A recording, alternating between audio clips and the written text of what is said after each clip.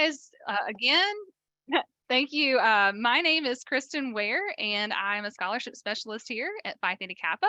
And I'm joined by Sarah Reynolds, who is our scholarship specialist as well. So the two of us are going to be presenting today, giving you some last minute tips and advice for the PTK scholarship application. So we'll get started here. Just to go ahead and give you a quick overview of our fall scholarships. Here at Phi Theta Kappa, we administer 13 programs during the fall cycle, and they're all administered on the one application, the PTK scholarship application.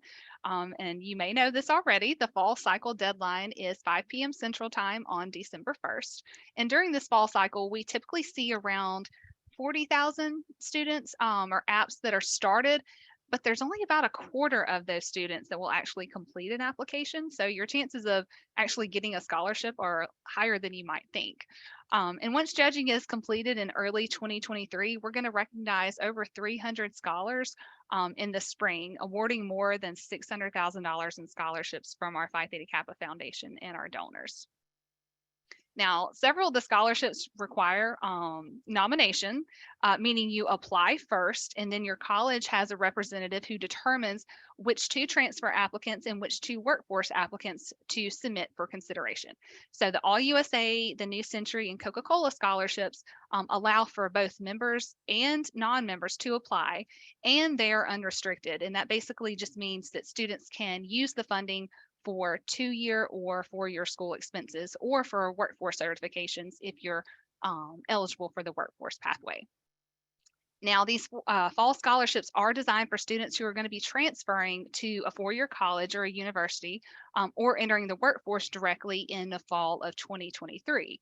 Now, I've had this question already, so I do want to mention it. If you're transferring in spring of 2023, that's totally fine as well. Just remember that scholarship recipients will not be announced until halfway through the spring semester, and they won't pay out until late spring or early summer. And so I'm going to go ahead and just show you a quick fall scholarship cycle timeline if you're interested. Feel free to take a photo of it or a screenshot of the timeline for your reference. We're also going to have a copy of this timeline in our scholarship support library, and that's at support.ptk.org. If anybody wants to enter that in our chat, any of our PTK staff members, feel free to do so. And as you can see here on this fall scholarship cycle timeline, our judging primarily takes place in early 2023, with scholar notifications beginning in March, if not sooner. We always hope to announce as soon as possible. If a student is selected as a scholar, they're going to receive an email confirmation from us, and over the summer months, they'll receive their scholarship in the form of a check. It's going to be mailed directly to them and not to the college. So Sarah, you want to talk about the eligibility criteria a little bit? Sure. Thanks, Kristen. Started talking before I realized I was muted. But yeah, so it's really important to know the eligibility criteria for all of the different scholarships that PTK administers. Some of them are major specific. And some of them do have different eligibility criteria. So again, it is important to read over the different scholarships that you're going to be considered for to ensure that you are indeed eligible. So here's a few things to remember. For the fall application, you have to have at least 36 credit hours or more earned by December of this year, of 2022. You must be currently enrolled in an associate's degree or certificate program in a minimum of 6 semester credit hours. And the minimum GPA to apply is a 3.5. There is one exception, and that is for our Obendorf Lifeline to Completion Scholarship. For that particular scholarship, students with a minimum 3.0 GPA can be eligible. For the Obendorf Scholarship, that is for students who have experienced an unexpected financial hardship that it would otherwise hinder their ability to continue with their education. So you can certainly find details about that particular scholarship on our website as well. But for all other scholarships, a minimum 3.5 is required. And you will not be considered for any scholarship until your application is complete. So you'll hear us talk about that a lot. Complete your app. Before that December 1 deadline, because you cannot continue through the scholarship competition with an incomplete application. So if you've started your application, but you haven't finished it yet, definitely make sure you get back in there before the December 1st deadline.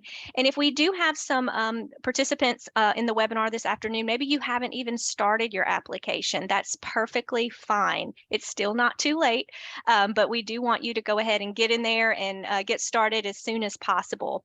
Also, if we have any students participating this afternoon who are already enrolled at the four-year college or university, maybe you have already transferred from the two-year college, definitely check out PTK Connect. The scholarships that we're talking about this afternoon are for students who are, again, already currently enrolled at community college, so they haven't made that transfer yet to the four-year school.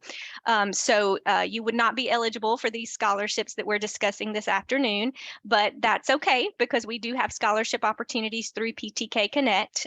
Those are funded and administered by the four-year colleges and universities, and all of those colleges are in PTK Connect for you to view the details about their scholarships and the necessary people to contact at those institutions to ensure that you can be considered for their scholarships as well. And so we'll move on to talk about the PTK scholarship application. So for those of you who have already started your applications and you're working on them, or maybe you've even completed your application by this point, if so, congratulations. But again, for those of you who maybe haven't started yet, this is just a quick update for where you can find the application. It's located at scholarships.ptk.org. If you are a member of Phi Theta Kappa, you're going to log in with your PTK username and password. It's really important that you use your member login credentials because that's what will tie you or associate you with your membership. So make sure that you log in with that. If you're not a member of PTK, then you'll select the option to create a guest account to access the application. There is a 12-question eligibility quiz. So this takes the guesswork out of trying to determine which of our scholarships you may or may not be eligible to be considered for. So this 12-question quiz, once you've responded, will let you know what scholarships you will be considered for on this one application. If you receive a message that you are not eligible, we do encourage you to go back and look through your responses again. Sometimes, especially with the earned credit hours and all of those specific questions, sometimes it's easy to overlook or maybe not answer those questions correctly when you are indeed actually eligible. So we do encourage you to make sure that you're responding accurately to those questions on the quiz. And we also really encourage you to log back in and update your responses on your application if you started an application in the spring. So again, as Kristen mentioned earlier, we have two deadlines each year, a spring and a fall. And so maybe you started your application or you completed it in the spring and now it's fall and you've got additional hours that you've earned. Maybe you have additional recognitions or other scholarships that you've received. Maybe you're participating in other clubs or organizations that you weren't before. So we definitely want to know about all those great things. So make sure that you're updating your previous or your older application with new information. And there are no deadline extensions. So again, you'll hear us mention December 1st at 5 p.m. Central a lot throughout this webinar because we don't want you to miss that important date because we're not anticipating any deadline extensions this year. And so we'll move to the next slide now. Here's a few more key things for you to remember. We've already talked about that December 1st deadline, and it is Central Time. And every scholarship has a purpose. I mentioned that a moment ago as well, in that you want to make sure that you understand the eligibility criteria for the scholarship that you're being considered for. And our PTK scholarships are not automatic. Oftentimes students will think that because they've accepted membership into Phi Theta Kappa, that they're automatically granted a scholarship. And unfortunately, that's not the case. All of our scholarships are competitive, and you do have to apply to be considered for them. And so, again, I mentioned PTK Connect earlier, and the four-year college and university scholarships. Again, those are not funded and administered by Phi Theta Kappa. So if you are preparing to transfer to a four-year college or university, or again, if you already have, you'll want to work directly with the transfer admissions representatives or the financial aid department at that college to determine what you need to do to be considered. It does vary from college to college. And then our PTK scholarships are for full-time and part-time students, international students, and all kinds of majors. We only have a few scholarships that are major specific. The rest of them are open to all students with all different kinds of majors. And then proofread, proofread, proofread. We can't say that enough. It's so important that you take the time to have a friend or a colleague or another instructor or another trusted person to look over the written portions of your application to ensure that you're not overlooking typos or grammatical errors. Our judges do really pay close attention to that, and it does matter. So take the time to ensure that that everything that you're typing out is accurate and correct, and that it makes sense. You know, sometimes what makes sense in our heads as we're typing our essay or another written part of the application, it makes sense to us, but when someone else reads it, maybe it's not quite as clear to them, and they may be able to offer some suggestions or ways that you can modify that so that it's more clear what you're trying to convey. All right. And things you need. We all need time, right? Time is critical to all of us in our lives and for all things. The scholarship application is no different. We do encourage you to be good time managers. And so we really don't necessarily expect you to sit down and complete the application in one sitting. Honestly, if you did that, we've calculated it would take about 8 hours to really have a solid, good application if you sat down and just did it all at once. But we want you to have enough time and to start early on your application so that parts of the application that you feel may be more challenging or may take more of your time to complete, that you kind of save those for the end. And you respond and answer all of the other questions that are easier for you to tackle. And so you can check those off your application list and then focus your remaining time on, again, whatever you feel is most challenging or that would take the most time for you to complete. It's different for all students. What may take more time for me to complete might not, take as much time for the next person. So again, get started early, pace yourself, make sure that you're not waiting until the last minute on December 1st to get that application completed. Data is always important. How much, how many, specific dates, specific details of projects. Our judges really like numbers.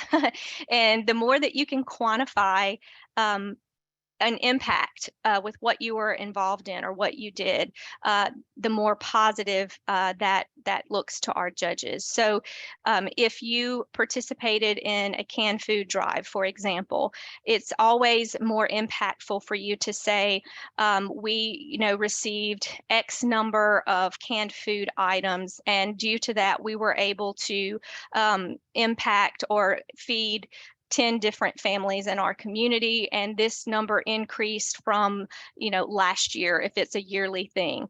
The more numbers that you can provide to your judges, the more they can see what type of positive impact you made in whatever you may be writing about. So definitely include numbers there when you can.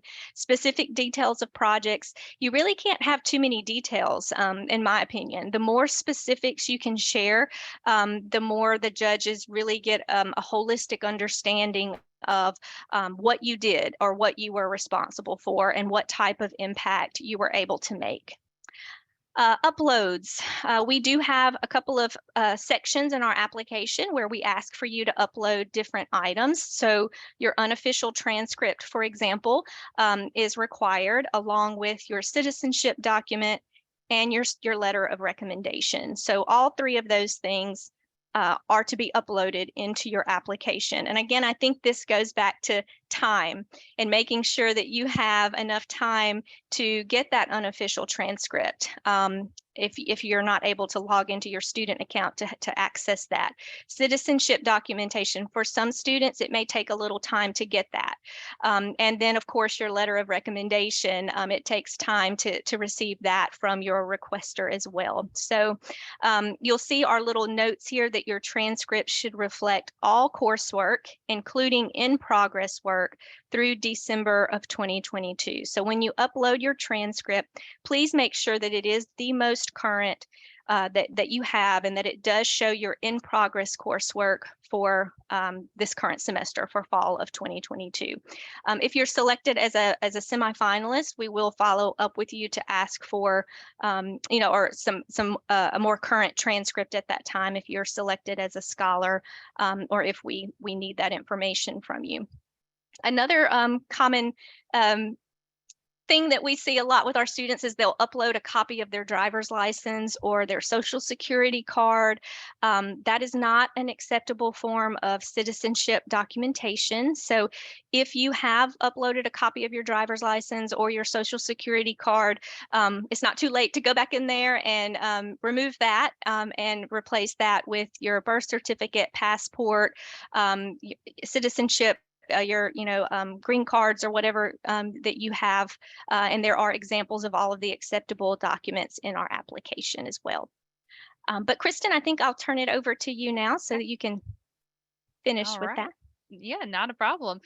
Sarah, you had mentioned earlier the letter of recommendation. That's very important. So let's talk a little bit about it. It isn't necessary for the recommender to be a member of the college faculty or administration of your college. However, you certainly can use one of those instructors or whatever, or excuse me, or whomever to write your letter of recommendation if you'd like.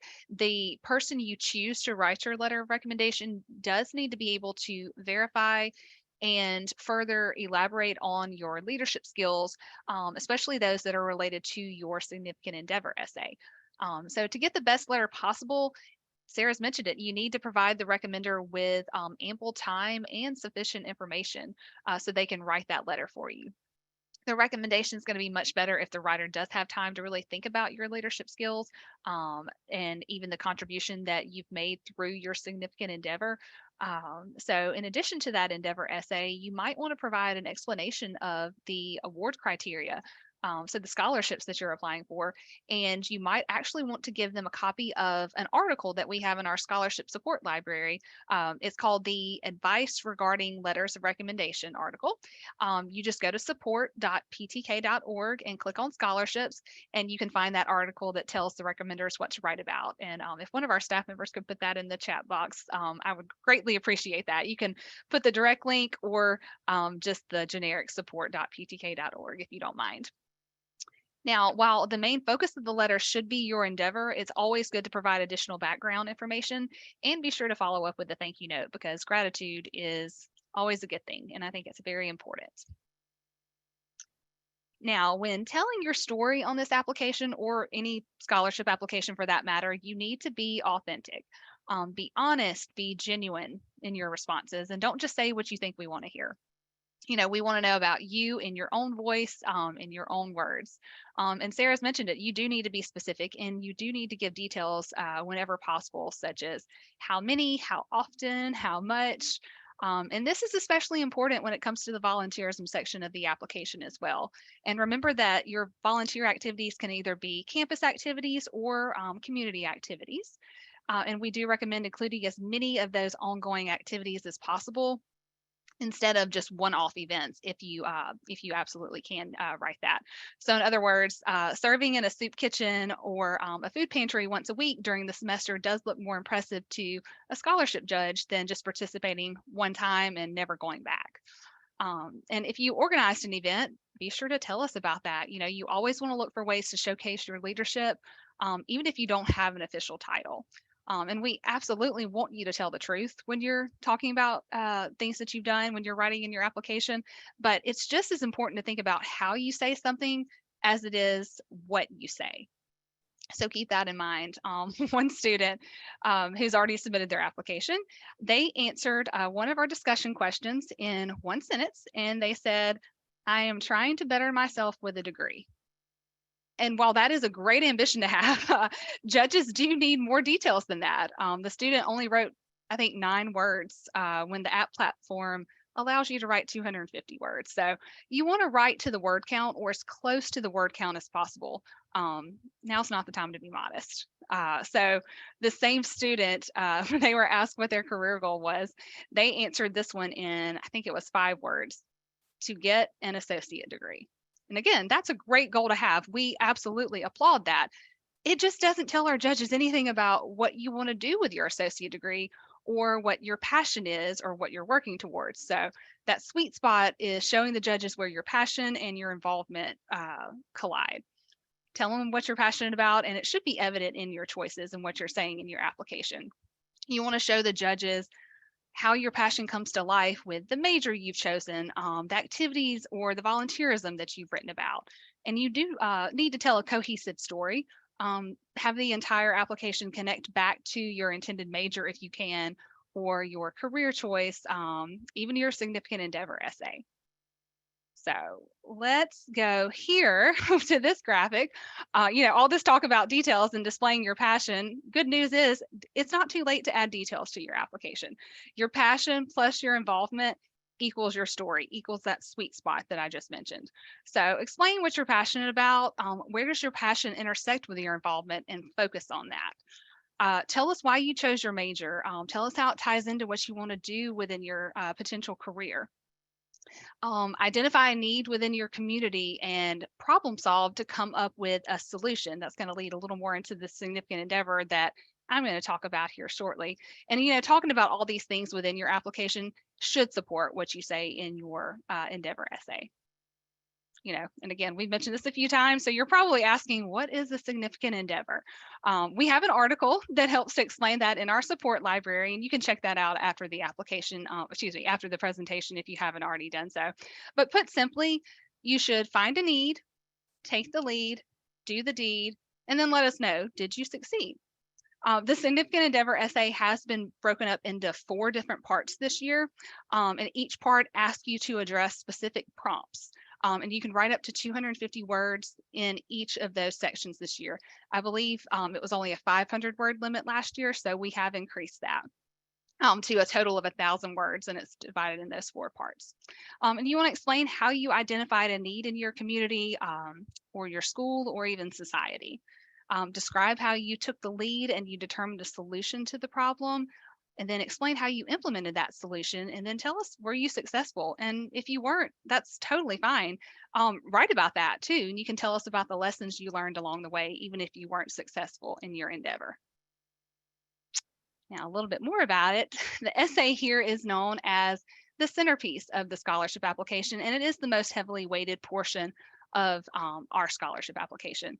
So needless to say, the 4-part essay is pretty key to success in obtaining a scholarship here. Now, the endeavor can involve a variety of different things. It could be an intellectual challenge, it can be a research problem, an ethical dilemma, a barrier, or just something that may have impacted you personally. Judges do consider originality, initiative, degree of difficulty, the results or benefit to society as a whole. They're going to take all these things into consideration. And your endeavor can be part of a group activity if you'd like. It can be part of your college project or your honors and action project. However, I do want to stress this. If you choose to write about your college project or your honors and action project, you really need to stress your specific leadership roles in the project, because this is your scholarship application. It's not your chapter's application. So don't be modest. Tell us what you specifically did within that project. The essay should be about one specific endeavor, not a list of random tasks that you've accomplished. And the key word there is random. So if the tasks are related to a specific goal, then it's completely fine. For example, you don't want to write one paragraph about your involvement in college project, one paragraph about your involvement in honors and action, and another paragraph about an induction ceremony. If you had a leadership role in all three of these components previously, then if it connects to the same goal, it's totally fine to write about that. But you don't want it to just be like four different or random things that you're talking about in there. You want everything to be cohesive, and you want it all to make sense to our judges. And I think Sarah has mentioned this before too. You'll want to include some data about the impact of your endeavor, because judges want you to quantify your outcomes if at all possible. And make sure you're reading the directions. That's one big thing I'd like to give as a tip and advice. Read the directions, because there are several specific questions mentioned within these individual 4 prompts for the essay. So be sure to address each one of them when you are responding to the significant endeavor portion. All right, Sarah, you want to talk a little bit more about this? How to position themselves to win? Absolutely, absolutely. And Kristen, as you were sharing too, one thing that I thought of as well that I'd like to share, acronyms. Spell Yes, out the different clubs, organizations that you've been involved with. Obviously, absolutely. PTK, for example, we know what PTK means. But if you were to put that on another scholarship application or on a job application or on a resume, not everyone knows what Right. PTK would represent. And it's the same thing with universities as well. If you tell us you're transferring to MSU, is that Mississippi State University? Is that Missouri State University? Montana State? So you see where we're going with that. So Yeah, even though you're tempted sometimes to just include an acronym for a different club, organization, college, be sure that you're spelling that out. We don't ever want to absolutely. leave questions for the judges. So I think that's something to have in mind as you're working through your entire application. Don't leave any questions. Don't leave any areas for judges to question, what you were involved in or how you were involved. I was reading the chat as well as Kristen was presenting, and I also wanted to share, volunteerism and service looks so different for so many different people. And so if you're participating on the webinar today and maybe you aren't involved in a ton of clubs or organizations on your campus or in your community, and so maybe you're getting a little discouraged, or you're thinking, well, maybe this application isn't for me. Maybe I shouldn't be applying because I'm not involved, or I don't necessarily hold leadership positions.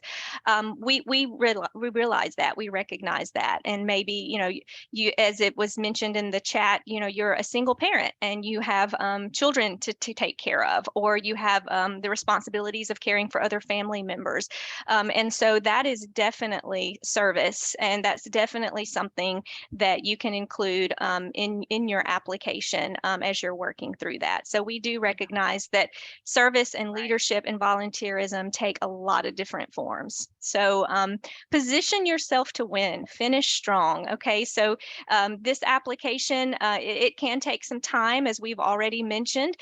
So don't get burned out. Finish it strong to the end and create a strong biography. Sell yourself. That's probably one of the most important things. There are so many important aspects, but I think for a lot of us, bragging on ourselves is hard to do. We were always taught not to do that, not to brag on yourself, but this is the one time where it's really important that you do that. If you do hold leadership positions, if you did coordinate an event, if you did take the reins and make something positive and impactful happen, talk about those things. Because oftentimes what we see in applications is that the student will talk about what their chapter did, or what their region did, or what their club or group did. And while that's great that you were able to achieve something as a group, what the judges are really looking for is, what did you do? How did you contribute to that? And so this is an opportunity for you to sell yourself and to tell these judges exactly what you did and what role you played in that event or that thing being successful and impactful in a positive way. So create a cohesive application from start to finish. I know Kristen's already touched on that. It's always great when your application flows, when that significant endeavor essay speaks to what the letter of recommendation speaks to, which speaks to what you're involved in, your volunteerism and your service. As Kristen touched on, that's not to say that you can only talk about that specific thing or area, but it's nice to have variety. But when your application flows and we can see what you're doing and what you're passionate about throughout the entire application, that's always a positive. And then turn negatives into positives. If you are going to write about a specific time that was challenging, or a situation that happened, or a hardship, something difficult that you experienced, that is perfectly fine. But we do encourage you to not end with that negative thing or that bad thing that happened, but definitely share what you learned from that experience, or how you were able to overcome it, or how you were able to turn that negative thing into a positive thing. So the judges definitely want to see how you've grown as a person because of that experience that you had. And that also speaks to your transcript. So maybe your GPA isn't what it used to be. Maybe it's not where you want it to be. Maybe you had a particularly tough semester. There is a portion in the application where you can talk a little bit about that. So when you upload that transcript, if there was a significant reason or purpose behind your transcript not being, or that GPA not being where it was, or that particularly difficult semester, talk about that. Be upfront and explain that situation, because again, I think it goes back to Kristen saying be genuine, be honest, and also again share that this happened, this was a bad semester, but I've overcome it and I'm making all A's this semester, or whatever the case may be. But again, we don't want to leave questions in the judges' minds. So if they're reviewing your transcript and they see, wow, this particular semester or this year, this student, their grades really plummeted, for example. What happened? I wonder what happened there. I wonder if there was a significant reason, or did the student just lose interest? There's a big question mark there. So again, we don't want to leave those questions for the judges if at all possible. And then the letter of recommendations should mirror what you say in your application. So we've already talked a little bit about that as well. So we can move to the next slide now. So we've shared lots of really great feedback and information for you about what we think that the judges are looking for. And hopefully that's been very helpful for you this afternoon. But we know that no feedback is as good as a real judge's feedback. And so we wanted to share a little bit of that with you so you could get a glimpse of what the judges are looking for and maybe what they're not looking for. So for example, this is what a judge had to say about a student's essay.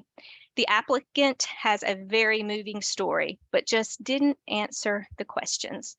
And I think that goes back to what Kristen was saying. Read the instructions, read the directions, make sure that you're following them. And so if the application, if you're being asked for a specific thing to discuss or to share or to explain, make sure that you're answering that question. She should have had someone proofread the essay. Lots of grammatical errors. We covered that a few moments ago as well. But again, make sure that you have someone else reading over your application before that December 1st deadline to ensure that none of those grammatical errors are happening, but also that, again, it makes sense that, your essay is really conveying what you want it to and not just what makes sense in your mind. And then a great essay, challenging. It's a challenging endeavor with long-lasting impact. Details illustrate impact, clear alignment between the student's career goals and the endeavor that positively impacts their community. So again, you're seeing that this judge really liked this student's essay in particular because not only was the endeavor that they talked about challenging, but it was also something that had a long-lasting impact. And there were details that conveyed that impact. So this student likely had some numbers in their essay, I'm willing to guess, that they could really articulate how that particular endeavor impacted the community, the college, whatever they were talking about. And then here we have some feedback with regard to volunteerism and leadership. So one judge said of an applicant, the student understands service, yet shows no activities. We tend to see this a lot in applications. So a student may write lots of information about service and how important service and volunteerism is. So they get that. But then when they actually get to the point of listing their service and their volunteerism and their leadership, there's nothing there. So then we go back to the judge's questions. Okay, is this student truly a leader? Are they truly involved? Are they active in their community and on their college campus? Or are they not? Or do they just know that it's important, but they're not doing the work? So it could go either way, but just make sure if you are active and involved in your community or on your campus that you're listing those things, that you're including those things and how you're involved. Only 2 activities, no leadership in either. So again, it's great that you're active and involved, and you don't always have to hold a leadership position in the clubs or organizations that you're involved in. But if you're saying that you're a leader in the application somewhere, you need to be able to back that up with proven leadership positions. And then the final one, they provided examples of service and leadership, but they need more details around the impact of the activities. So again, that just goes back to being very detailed in what you're doing and how that impacted you. And so the next slide is, again, just some additional feedback for you to view as you're thinking about your own application and how you're responding to questions and prompts throughout the application. So these comments were provided after judging. So this judge said, what was painfully apparent was some did not have an academic professional review the narratives they submitted. As an English teacher, I was amazed at the grammatical errors and the difficulty a number of students had conveying their thoughts with clarity. So again, proofread. Make sure that you're allowing enough time to have someone to proofread your application. The second one, all but one application, I believe, had grammatical errors and typos, plus several had difficulty following the prompts for the essay. It was obvious that very few had any guidance from a PTK advisor. And then the final one, here are tips I share with my program applicants. Okay, so here's some tips from a judge. We provide tips, and here's tips from a judge as well. Don't wait until the last minute. That should probably sound familiar to you by now. Ask for help or let people help you. Keep an open mind and an open heart. Follow instructions. Remain diligent. Be authentic. So again, be honest, be your true self. And we'll go on to the next slide now. Scholarship resources. So in addition to the webinars like we're hosting this afternoon, we did mention the scholarship support library earlier. We can't convey to you enough how great the scholarship support library is. If you haven't visited the library yet, please do so.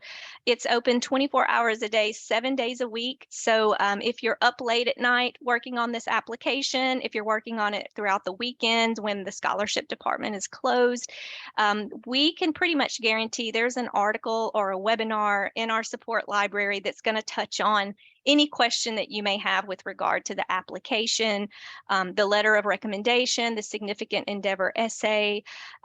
If you have not requested your letter of recommendation yet, hopefully you have, but if you have not, there are even templates in the support library that you can use to ask for someone to create that letter of recommendation for you. As Kristen touched on earlier when she was talking about the letter of recommendation, it does not have to be a professor or a college administrator.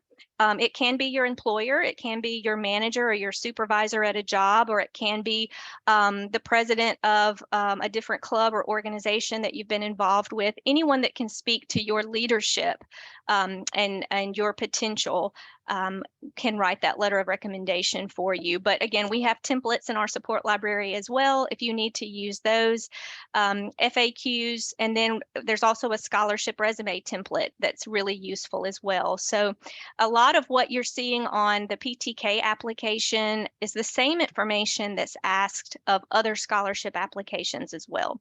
So if you're planning to complete other scholarship applications, and we hope that you are, we encourage you to save our applications, save your responses, because there's no need to reinvent the wheel, so to speak. So as you're completing other scholarship applications, you can pull up your PTK application and simply copy and paste some of your responses or tweak them just a little bit to fit whatever that application is asking for. But it's really helpful to keep copies of that as well. And your scholarship resume template is very useful for that purpose as well. And so here's our contact information. So you can reach us Monday through Friday from 8:30 until 5 o'clock Central Time in the scholarships department. We do have a phone number provided there for you. However, it is important for you to know this time of the year, and especially as we approach the December 1st deadline, our phone lines are extremely busy. And so truly, email is the best way to reach us and to receive a response in a timely manner. So if you do try to call us by phone and you're not reaching anyone, definitely consider emailing us at scholarships@ptk.org, and we will do our very best to respond to you as soon as possible. As again, our phone lines are quite challenging this time of year. Also consider visiting that scholarship support library because chances are, again, your question can likely be answered from an article or a webinar that's in the scholarship support library. And again, you'll access that at support.ptk.org, and you will log in with your PTK username and password to access that information as well. But you all have been a wonderful audience. You've asked many, many great questions. It's been great reading some of your questions and comments throughout the course of the webinar. I think I'll just toss it back to Kristen now. And if we wanted to spend some time answering some additional questions, we can certainly do that as well. Yeah, we certainly can. I was trying to open the chat myself. I had not opened it the entire time, and we had quite a few, quite a Yeah. few posts that I had missed. To our Zoom host and our other scholarship panel behind the scenes, are there any questions that are being asked a lot that you see?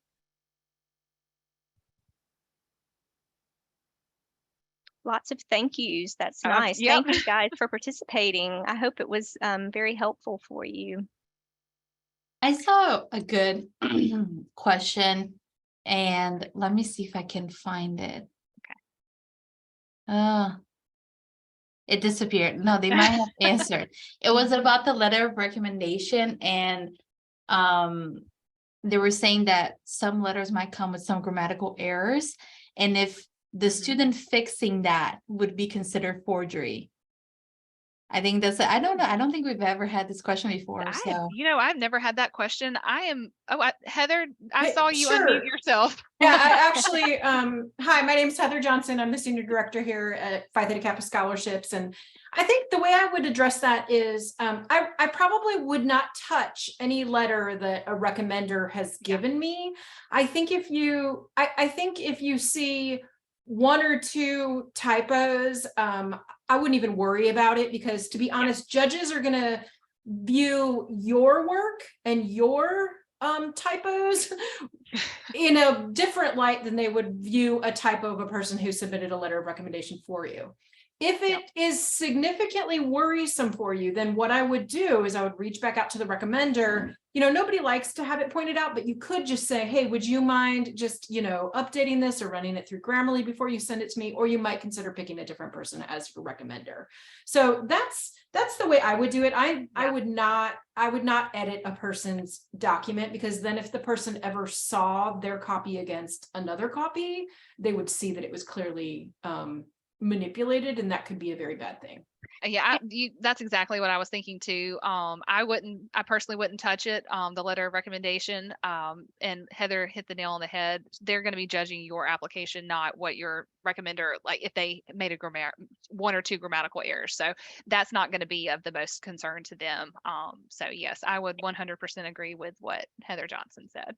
And Heather, you mentioned something just now, Grammarly. I was mentioning have someone proofread your application, a friend or a colleague or another instructor or someone such as that. But I think it's also important to mention Grammarly and other resources like that that you can use to proofread your the writing portions of your application as well. So that's good to know. Right.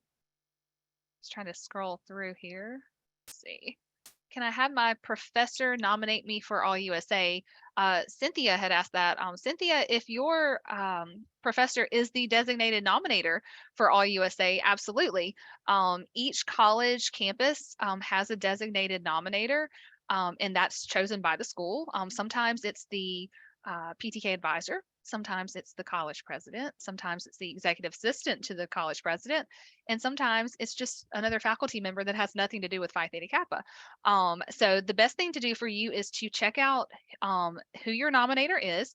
If you have already started your application, the applicant info tab of the application will tell you exactly who your nominator is once you select your college and campus. And if it gives you a person's name, it will also give you their contact information. And if it says that you do not have a nominator, it will also tell you to email us immediately.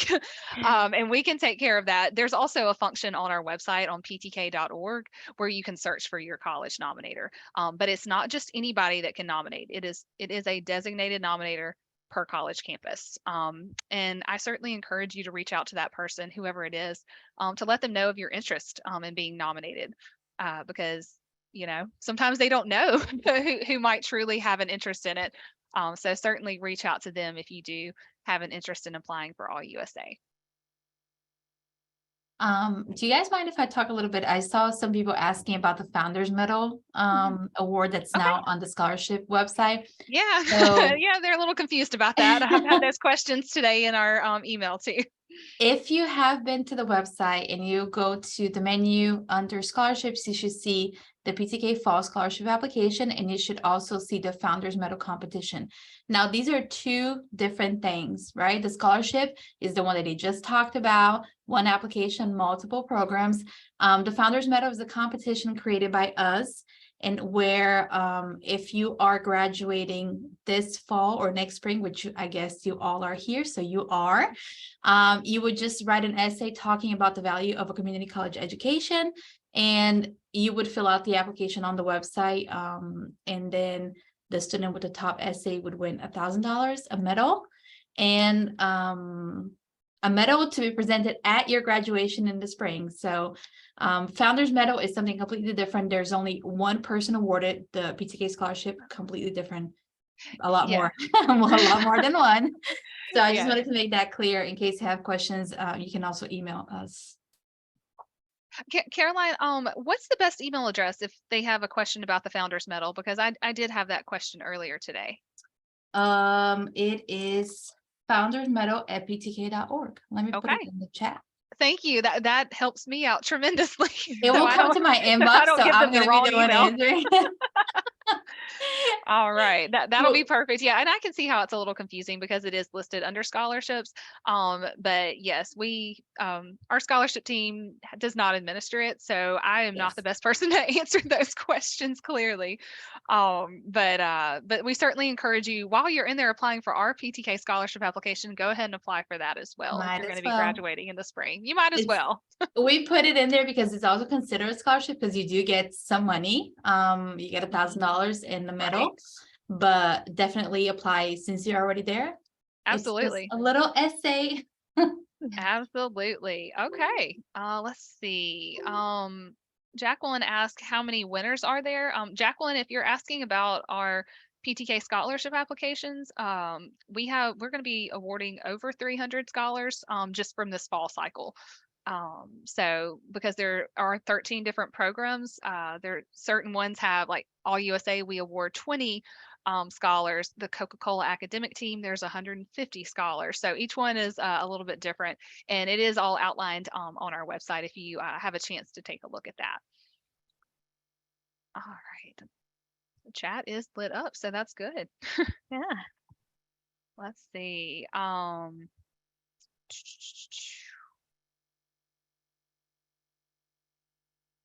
And yes, Caroline is right. There is still time to create a strong application. That's why, we went ahead and did this information session for you. And I think I've seen this question come up a couple times. It just popped up again. What are the chances for international students? The same as everyone else. These are merit-based scholarships. So Gladys, I believe you're the one that had asked that question. It just disappeared on me. Yeah, your chances are fine. All of our scholarships on here on this application are for a variety of students of different backgrounds, different citizenship statuses, any age, any major. So again, like I said, these are merit-based scholarships. So go in there.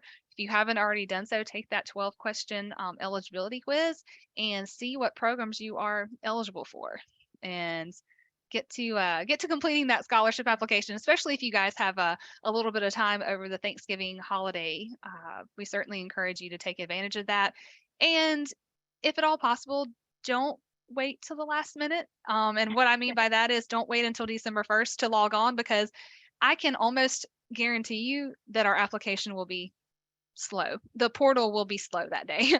We're going to have thousands and thousands of students on the portal, on the website, and it never fails. About 2 to 3 hours before the deadline, we start getting panicked phone calls and emails about the system being slow and what we can do about it. And our responses are, we can't do anything, because if it's slow for you guys, it's slow for us too, because we are all in the same application portal. So we certainly encourage everyone to get in there as early as possible and do as much as possible without having to wait until December 1st.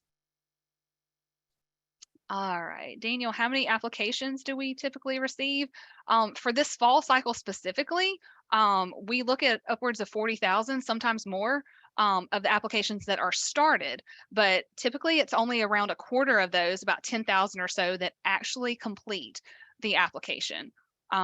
Laurie has mentioned that we have over 71,000 in the system right now. So that is a lot more than 40,000 that I was thinking. That I don't know if that includes spring or not, but if it's over 71,000 now, that number, like she said, only 1,500 are completed. I mean, that's a drastic difference from the amount of people that hit the application versus the ones that actually complete the application. So if we're giving out over 300 awards and we only have 1,500 applications complete, I mean, a fifth of those students are going to get a scholarship, essentially, is what that looks like right now. So yeah, it's amazing. Laurie is our data guru. So she definitely looks at the numbers and the details. So she can always tell us that information about how many students are hitting the system. But can you imagine if there's only 1,500 completed, but we have over 71,000 in our system and all 71,000 tried to hit the application on December 1st? That's not gonna bode well. It's gonna slow our system down. So definitely get in there today, guys. This information, this PowerPoint that we provided with you in this presentation today, the webinar is being recorded, so we will have a recording of this put up in our scholarship library. Hopefully we'll get that up there by tomorrow, so you guys can reference it over the Thanksgiving holiday break. All right. We had a question, and I wasn't sure exactly, but what is the minimum of the scholarship they get? Is it 1,000 or is it 500? Oh goodness. I think the lowest in this one specifically is 500. There's a TEK Productions scholarship that's $500, but most of the others, I believe, are a minimum of 1,000. It goes up to 7,500. That's how much the Heights scholarship is, and our Geisweit and All USA scholarships are 5,000 each, and somewhere in between there for the rest of them. I did just see something I wanted to mention as well with regard to submitting your application. There isn't an exact submission process. Once you have completed your application, you'll see that all of the tabs at the top of the screen go from yellow to green. And then there is a status bar that shows the percentage of the application that you have complete. So once it shows 100% complete and all of the tabs are green, that means that your application is complete and you don't have to do anything further. After the December 1 deadline, we will automatically retrieve all of the completed applications. So once you're complete, you're complete. No official submission. That's right. Unless you just want to see the what is it, the little pop-up window come up telling you that you're complete. That's the only thing that button does, because we have students that quote unquote submit their application and then they need to go back in and fix something immediately afterwards. And we tell them you can go into the application as many times as you need, update as much as you need until the deadline. I would encourage you to do it before November 30th. But yes, you can absolutely go in there as often as you need. And right after that deadline of 5 o'clock Central Time on December 1st, we can gather everything at once. It's honestly, it's a simple process for everyone. So definitely go in there and make any updates you need. If you need to update your transcript, if you had started it in the spring and you want to just add a or replace it and add a new transcript, you can certainly do that. Add in any new leadership roles you may have undertaken, any other activities, you can certainly do that. And one question I know we had seen several times in our email today, it was the eligibility criteria. And I think we touched on this. I may have touched on this at the very beginning myself. The minimum eligibility to be considered for scholarships on the fall cycle, you have to have completed at least 36 semester credits by the end of December. So if you have not earned, or you will not have earned 36 credits or more by the end of December, then you're not eligible for this cycle, and we'll encourage you to apply in the spring instead. Because the majority of these scholarships, or maybe all of these scholarships actually, are for students to use when they are transferring or getting ready to enter the workforce in 2023. So we're looking for those students that have been in college for a little bit and getting ready to transfer. The spring cycle is where we're looking for those newer students in community college, but this is for a more seasoned student getting ready to transfer.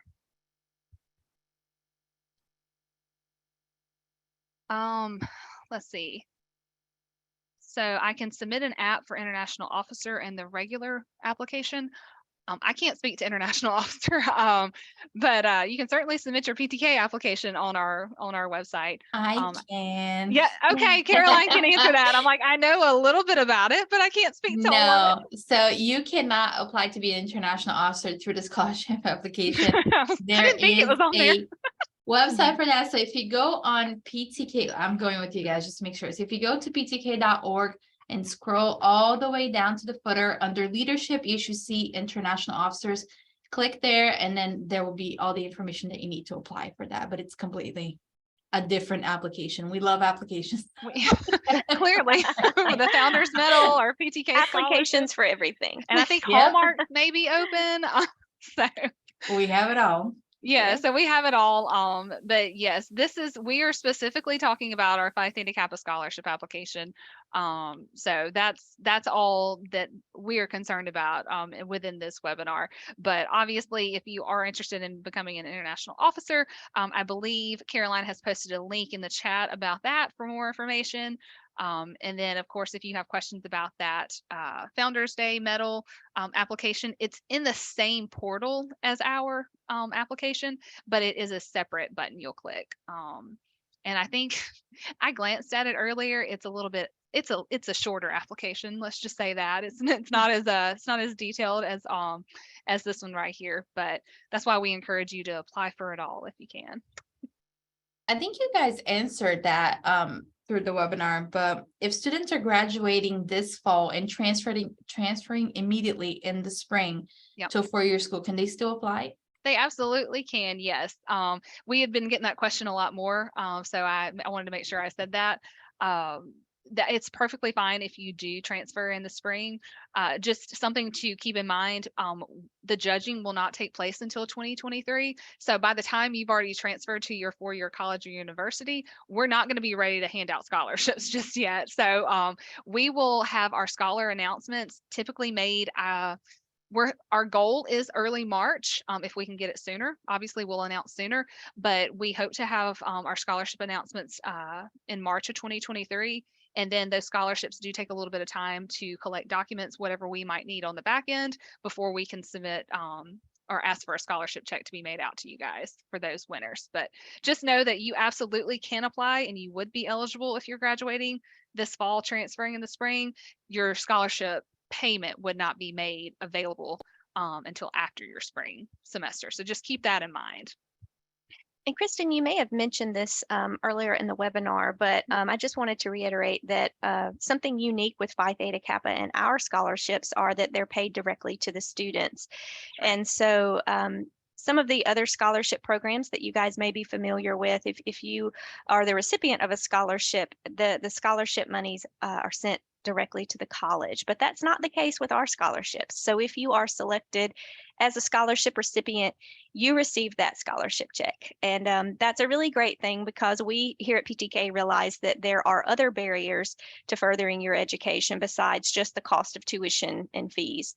And so maybe, you need to apply that money to a new laptop, or maybe it's rent, or, for housing, or maybe it's just fuel to put in your car to get to class, so there are lots of other things that go along with the expenses of being a student. So I do think it's important to point out that all of our scholarships are paid directly to you, the student.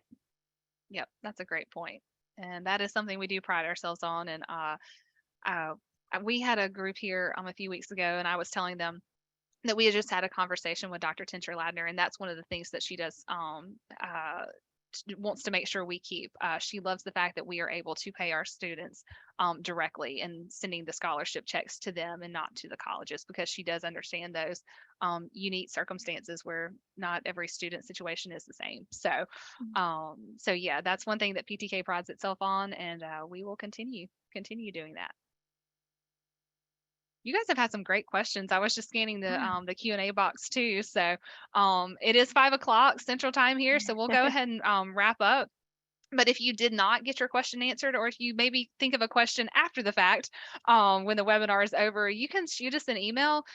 Email us at scholarships@ptk.org. We'll make sure we write that in the chat one more time, scholarships@ptk.org. And then, of course, it is on your screen. I forgot I'm still screen sharing. So you can see that there. And then Scholarship Support Library is at support.ptk.org. Check that out. It's available 24/7, even though we might not be. You certainly can check that out. Again, we will be recording this webinar, and we will be putting this webinar in our Scholarship Support Library. So reference it as you want to over the break. We also have a webinar we recorded last month regarding the application as well, the fall program. So feel free to reference that as well in the Scholarship Support Library. All right, guys. I'm seeing all the thank yous. You are most welcome. We will put that recording in the support library. We're going to shoot for doing that tomorrow.